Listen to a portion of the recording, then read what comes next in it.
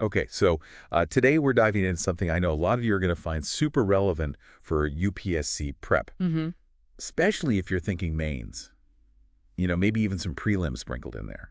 For sure, for sure. We're talking about India's logistics sector. Okay. And we got a really interesting mix to unpack today. Yeah. Starting with that late F 2024 report everybody's been talking about. Right. Always a big one. But then we're going to kind of zoom out, look at the broader landscape. Yeah. How's the sector really doing? Big picture stuff. Exactly. What's coming down the pipeline, that kind of thing. Love it. The latest report, that's always a good place to kick things off because it really gets granular. Yeah. What makes a state's logistics system actually work? What's going on under the hood? Right. It's not just like, oh, the state's #1 high five. Done. Exactly. It's the why. It's the how come they got there. Yeah. And speaking of why, I noticed they added a whole new evaluation pillar this year. Sustainability. Oh, yeah. That's got to be significant, right? Yes. Huge. Globally. I mean, the shift towards green logistics is massive. Makes sense. And for UPSC folks, this is where you got to connect the dots. Think about how sustainability links into infrastructure development, policy making, even economic growth. Right.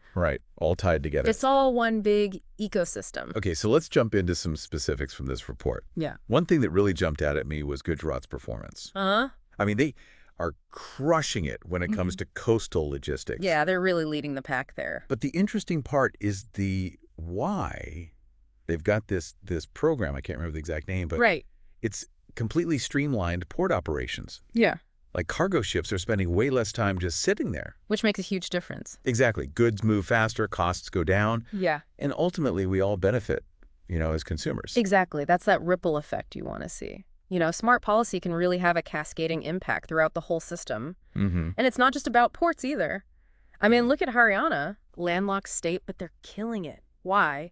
Because they've really doubled down on that road and rail connectivity. Oh, it's interesting. Opens up so many possibilities for businesses in the region. So it's almost like each state is trying to play to its strengths a bit. Exactly. I mean, like Assam leading the northeastern states? Yeah. That's got to be tough, right? For sure. That's a region with some serious geographical challenges. Yeah, so seeing them make progress, that's really encouraging. Absolutely. One thing I really like about the LAIDS report is how they group the states, achievers, fast movers, aspirers. Oh, yeah, I saw that. It's not just a static ranking. It tells a story. Right, it's dynamic. Shows you who's on the rise, who might need to catch up. And that kind of analysis is gold for UPSC prep. Yeah, that gives you those trends, those potential future scenarios. And that's exactly the kind of thinking UPSC examiners love. For sure. And speaking of useful tools for, policy analysis, don't you think that L8 framework the report talks about is kind of like a roadmap? Oh, absolutely. It lays out a clear path toward a more efficient and sustainable logistics sector. Longevity, efficiency, and effectiveness, accessibility, and accountability, and digitization. Those 4 pillars are basically your blueprint. Wow, so it's like LEAD. Exactly. That's easy to remember. And for you guys, understanding this framework is key for tackling those policy analysis questions in the mains exam. Oh, for sure. Yeah. And it's not just theoretical either. The report actually lays out some pretty concrete recommendations. Oh, yeah. More public-private partnerships, regional logistics plans, really embracing technology.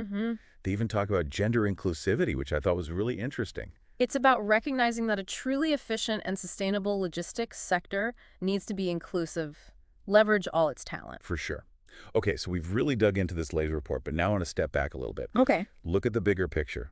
India's logistics sector is huge. I mean, we're talking 13–14% of GDP. Massive. It's not just about the numbers, though. This sector employs over 22 million people. That's a lot of livelihoods we're talking about. Yeah. Plus, projections show it could create another crore of jobs by 2027. Wow.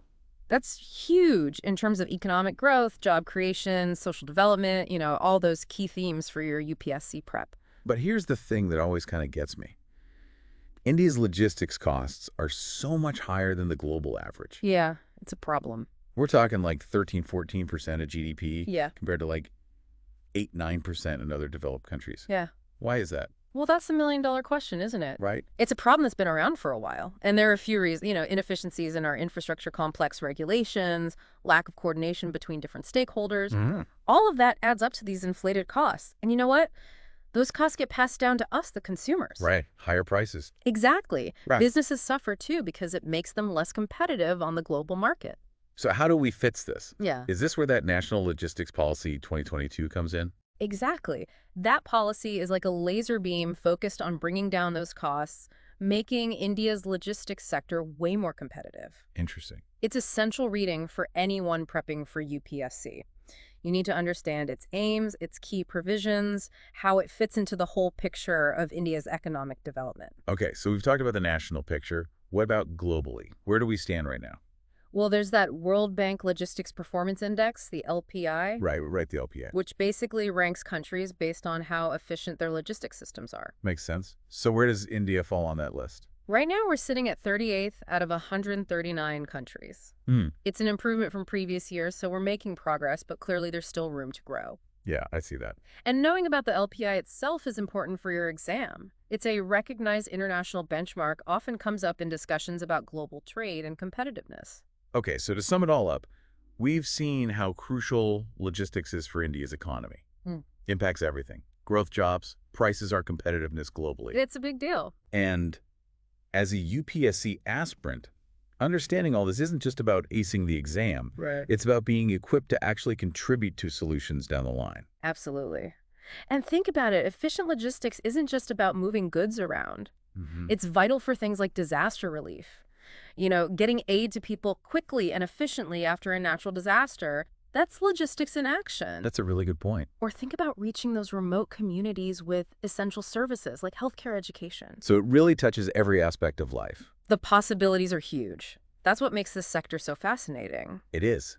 It's a great reminder that even something as seemingly technical as logistics has a real impact on people's lives. For sure. Well, hey, if you found this deep dive helpful, don't forget to like and subscribe.